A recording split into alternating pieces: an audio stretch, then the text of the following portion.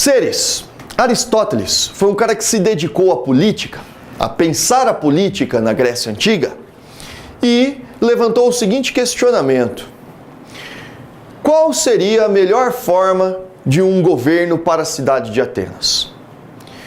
E como esse governo seria colocado em prática? Esse é o questionamento feito por Aristóteles e que a gente vai responder nessa aula aqui de filosofia política. Vamos lá!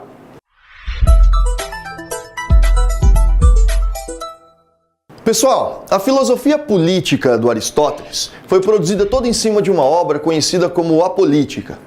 A mesma obra também produzida por Platão, seu professor, seu grande mestre. Por isso, Aristóteles apresenta aqui em sua obra A Política uma visão bem diferente daquela do Platão. Enquanto a visão do Platão é uma visão mais aristocrática, uma visão onde poucos vão governar a cidade, o nosso amigo Aristóteles, ele apresenta uma situação diferente. Ele não vai tentar encontrar qual é o melhor tipo de governo, mas ele vai tentar observar que todos os tipos de governo possuem pontos positivos e negativos. E por que isso? Porque o homem é assim. O homem também se comporta em determinados momentos de maneira mais positiva e em determinados momentos de maneira mais negativa. Ou seja, o nosso camarada aqui, Aristóteles, ele nada mais, nada menos está fazendo do que aproximar a sua ideia de ética, a sua filosofia ética, sua filosofia moral, pautada em ética, na filosofia política. Então ele está igualando estes dois pensamentos. E a pergunta que se faz aqui é: o que é ser ético para o nosso camarada Aristóteles? Ético é aquele homem que encontra a felicidade. Ser ético é ser um homem que pratica ações que levam à felicidade. Nós sabemos que ética são todas aquelas regras, são todas aquelas leis criadas pela sociedade para regular então o comportamento do homem. Aquilo que você sabe que é certo e aquilo que você sabe que é errado, e por não ser errado você não vai fazer. E como você sabe o certo, então você vai fazer sempre o que é o correto, o que é o certo. Isso é ser ético. E por isso, na visão do nosso amigo Aristóteles, sempre que você realiza ações boas, ações corretas, você se torna um homem feliz. E o que seriam essas ações corretas, essas ações que ele chama de virtuosas? São as ações pautadas na justiça. A visão de justiça do nosso amigo Aristóteles é toda construída justamente na ideia de justa medida. Pô, mas é muita justiça aí, hein, Caetano? O que é a justa medida? É aquilo em que você não exagera nem demais para um lado e nem demais para o outro. Você encontra, portanto, o equilíbrio. E aí o nosso camarada aqui, Aristóteles, deu o exemplo justamente da coragem. O homem que é corajoso em excesso, ele se torna um homem perigoso. Ele arrisca a sua vida e morre precocemente. Mas aquele homem que não tem coragem nenhuma, que vai para o outro extremo, ele é um homem medroso e que não vive plenamente. Então, por isso é necessário encontrar a justa medida, o equilíbrio entre as duas partes. Isso, então, é ser ético. Essa é a ideia de justiça em Aristóteles. Por isso, ser ético é ser um cidadão feliz. Tá aqui, ó.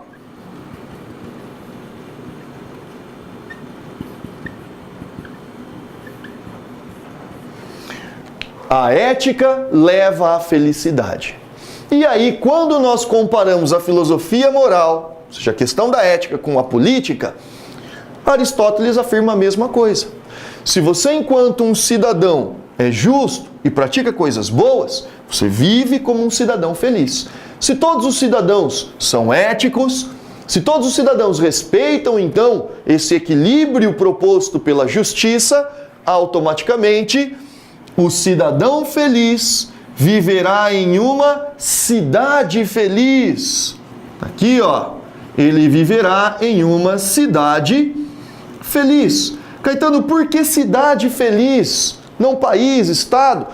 Porque o nosso amigo Aristóteles viveu na Grécia Antiga e, como nós sabemos, o mundo grego era dividido em várias cidades, em várias polis. E cada uma destas polis possuía o seu próprio governo, cada uma dessas cidades, estado, possuía o seu próprio governo, sua própria legislação, sua própria justiça, ou seja, eram então organizadas de maneira autônoma. Então, cada cidade teria sua própria política, seu próprio governo. Essa é a perspectiva do nosso amigo Aristóteles. E então Aristóteles, ele apresentou algo novo aqui para a filosofia política. Por isso ele não busca entender qual é o melhor tipo de governo, mas sim apresentar o lado positivo de qualquer governo. Para que serve o governo? Para que serve a política? Qual seria a função, então, de um governo ao promover uma cidade feliz? Se é através da justiça, onde todos da cidade viverão de forma feliz, esse governo, ele só tem como objetivo promover o bem comum. Então, por isso, pensar política para o nosso amigo Aristóteles, aqui ó, pensar política para o nosso amigo Aristóteles é pensar a política através da promoção do bem comum. Ou seja, o governo, portanto, então tá aqui ó, o governo, ele deve criar leis, então tá aqui ó, esse governo, ele é responsável por criar leis, e estas leis visam qual objetivo? Para que servem essas leis? Elas servem para promover o que nós chamamos de bem comum. Ou seja, esse é o objetivo de um governo. Todo governo que promove o bem comum é um governo, uma organização política justa e que deixa então a cidade feliz. Ah, mas e se for só um no governo? Não tem problema, esse rei governaria para promover o bem comum. E se fosse um pequeno grupo de pessoas e não apenas um rei? Sem problemas, desde que esse pequeno grupo de pessoas governasse criando leis para promover o bem comum.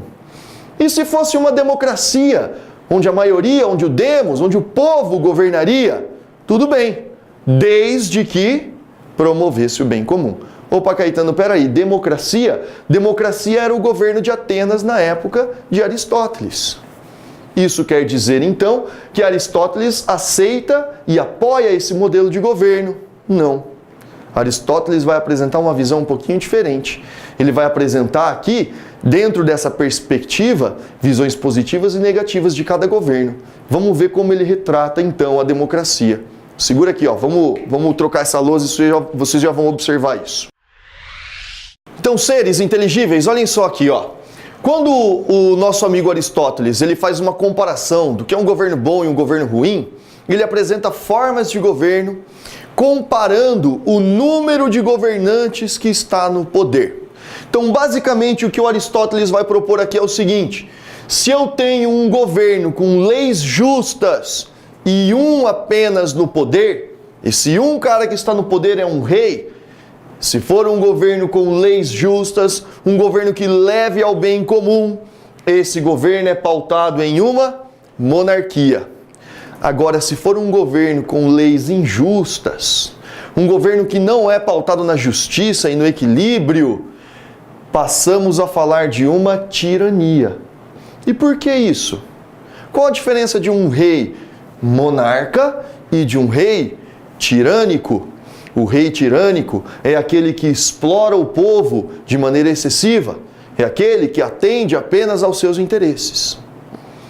E aí ele continua essa comparação. Quando eu tenho um modelo de governo onde poucos estão concentrando o poder em suas mãos, se for um governo que seja voltado para o bem comum, sem problema nenhum, desde que seja uma aristocracia.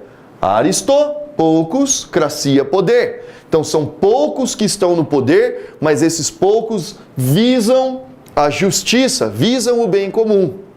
E se esses poucos que governam não visassem o bem comum e atendessem apenas aos seus interesses? Deixaria de ser uma aristocracia e se tornaria uma oligarquia. Aqui faço um convite você a pensar um pouquinho comigo, aprofundar um pouco a coisa. O Brasil na sua história, teve um período republicano conhecido como República Oligárquica. Por que os historiadores deram o nome de oligarquia a esse período? República Oligárquica. Oligarquia é um governo que não é voltado para o bem comum. Os cafeicultores brasileiros tomaram o poder e governavam para atender aos seus próprios interesses. Ou seja, um modelo de governo com leis injustas, com constituições injustas, com práticas injustas. Então, por isso ele era chamado de oligarquia.